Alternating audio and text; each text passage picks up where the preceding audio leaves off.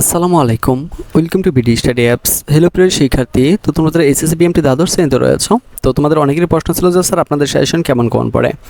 তো আলহামদুলিল্লাহ আমরা যেরকম পরিশ্রম করি তো আমাদের সাজেশন ওইরকমই কমন পড়ে। তো আজকের সাজেশনটি আমাদের অনেক কমেন্ট ছিল, তো চলো বেশি কথা না বাড়ি সেটা তোমাদেরকে দেখিয়ে দিচ্ছি।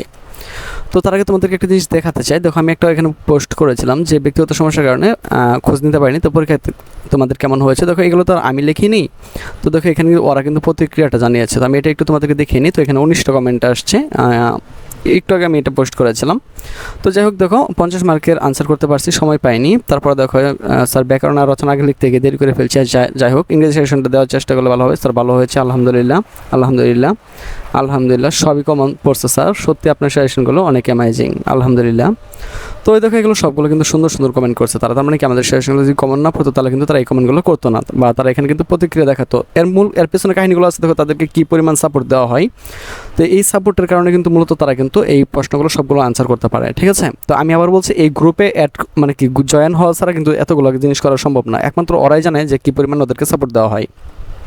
তো তোমরা এটার পর দেখার পর কী করবো, অনেকে এই গ্রুপে অ্যাড হতে চাবে। দেখো এখানে কতজন, দেখো এখানে কত মানুষ মানে কি জেলা রয়েছে, হ্যাঁ, এখানে কিন্তু তারা অ্যাড হতে পারতেছে না। মানে আমরা যদি অ্যাড না করে দিই তাহলে কিন্তু এখানে অ্যাড হওয়ার কোনো সুযোগ নেই।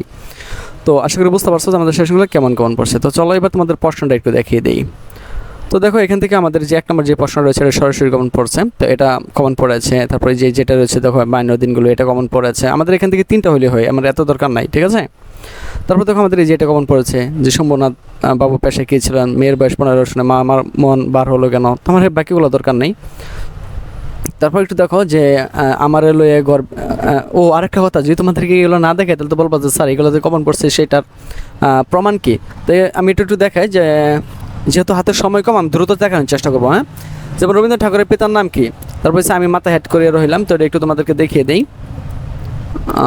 এটা আমি তোমাদেরকে একটু দেখিয়ে দিই। এটা অপরিচিতা থেকে দেওয়া হয়েছে। হ্যাঁ, তো আমাদের সাজেশনগুলো ছিল মূলত যে এটা অপরিচিতা থেকে। আমি সরাসরি তোমাদেরকে দেখিয়ে দিচ্ছি। এই যে মাথা হেড করে চুপ করে রইলাম। তারপর রয়েছে আমি সরাসরি দেখাচ্ছি। হ্যাঁ, সৃজনশীল দেখো, অনেকে হইতে পারে যে সৃজনশীল তাহলে কীভাবে কোন পড়লো। তো তোমাদেরকে একটা জিনিস দেখাতে চাই যে আমাদের যে গ্রুপটা রয়েছে এই গ্রুপের ভিতরে কিন্তু আমরা এই বিষয় নিয়ে বিস্তারিতভাবে আলোচনা করেছি। তো এই জন্যই কিন্তু আমাদের স্টুডেন্টরা এগুলো কোনো মানে কি পানির মতো করে ফেলছে, ঠিক আছে। এগুলো তাদের কাছে কোনো বিষয়ই না। ওই যে দেখো এই যে দেখেছিলাম বাংলা চূড়ান্ত প্রস্তুতি ভিডিও নাম্বার 1, তারপরে সেই দেখো ভিডিও নাম্বার 2, তারপরে একটা সৃজনশীল কীভাবে লিখতে হয়, ঠিক আছে। এগুলো সব কিছু তাদেরকে বুঝিয়ে দেওয়া হয়েছে। তো এই জন্য কিন্তু তারা এগুলো খুব সহজে পারে। তো এখন কিন্তু আমরা ইংলিশ নিয়ে শুরু করবো। তো তোমরা যারা দ্রুত আমাদের এখানে আসতে চাও তারা কিন্তু আমাদের সাথে মূলত কন্ট্যাক্ট করে এখানে আসতে পারো, ঠিক আছে। যাই হোক, মূল টপিকে চলে আসি। তারপর দেখো 52 দিনগুলো বা জীবনের দেখো সহজভাবে দেখাই যে জীবনে আর দেখা নাও হতে পারে। তো তোমাদেরকে এটা একটু দেখাই, সবগুলোই আছে এখানে, হ্যাঁ, না থাকার কিছু নাই। এটা হচ্ছে 52 দিনগুলো থেকে দিয়েছে। এই দেখো জীবনে আর দেখা নাও হতে পারে। তো এইগুলো সবগুলোই কমন পড়ছে, ঠিক আছে।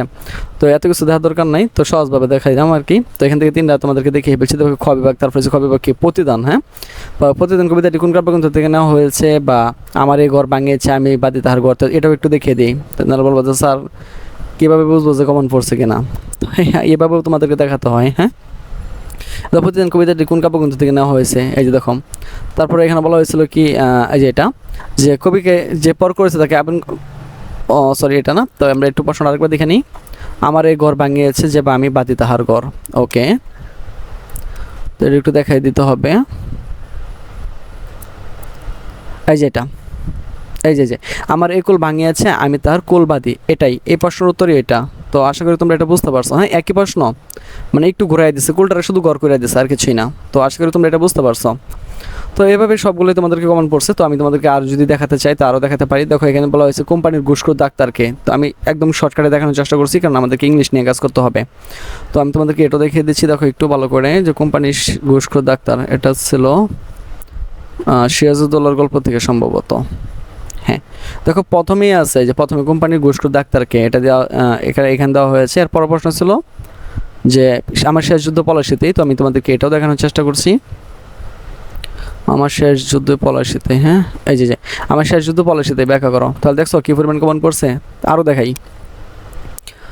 তারপরে দেখো যে ব্যাকরণের যে বিশেষ্য কাকে বলে দেখাই একটু। এখান থেকে যেহেতু 5টা প্রশ্ন দিতে বলছে আমি একটু তোমাদেরকে দেখাই। এই যে প্রমিত বাংলা ব্যাকরণের নিয়ম, তো এটা এখানেও দেওয়া রয়েছে যে প্রমিত বাংলা ব্যাকরণের নিয়মে যে এখানে দেওয়া আছে 1 নাম্বারটা। পরে হচ্ছে বিশেষ্য কাকে বলে। হ্যাঁ, এই দেখো বিশেষ্য কাকে বলে, তারপর দেখো যে এটাও কমন। তারপর দেখো যে নিচে 3টি শব্দের শুদ্ধ বানান লেখো, তো এটাও তোমাদেরকে দেখাচ্ছি। তো দেখেন 2টা কমন পড়ছিল, যে পিপিলেক এবং সমীচীন, 2টা শুভ কমন পড়ছিল। তো আমি এগুলো এত সময় নষ্ট করতেছি না, পরে আমরা রচনাতে যাচ্ছি। দেখো মানব কল্যাণের বিজ্ঞান বা সময়ের মূল্য মাধ্যমে শক্তি প্রতিবার, তো তোমাদেরকে এটাও দেখাতে চাই। এই দেখো মানব কল্যাণের বিজ্ঞান, ঠিক আছে, মানব কল্যাণের বিজ্ঞান, তো এটাও এখান থেকে কমন পড়ছে। তো আশা করি তোমরা বুঝতে পারছো যে আমাদের সেশনগুলো কেমন কমন পড়ছে।